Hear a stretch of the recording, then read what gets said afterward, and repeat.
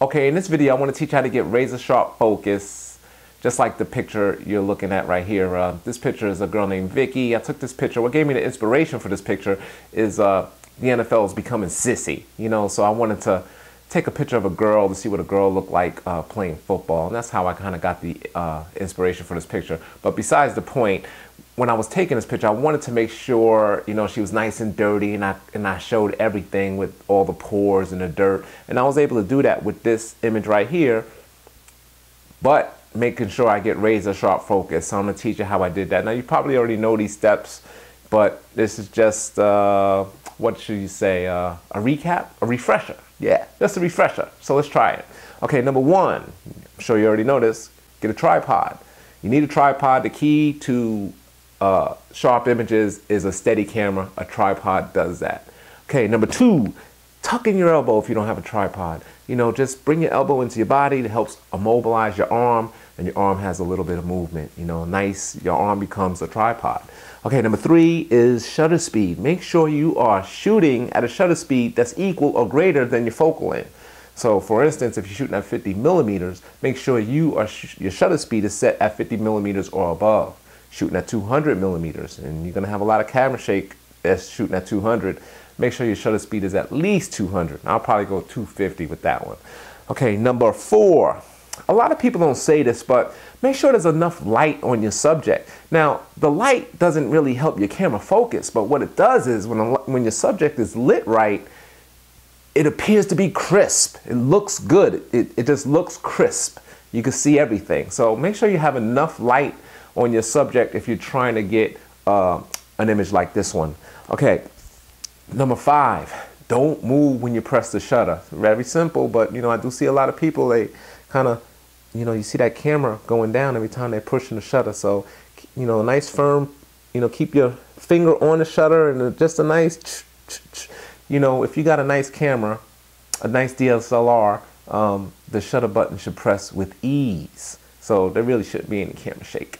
Okay, number six is focus points. You got to move to focus points. This is a controversial subject. I know a lot of people might use the center focus point and do focus and recompose. I do that a little bit. What I do is frame the subject, and then I move the focus point to over the eye or wherever I want it to be in focus, and push the button. Now sometimes you can't get the focus point to line up with the eye or whatever point of focus you're trying to achieve.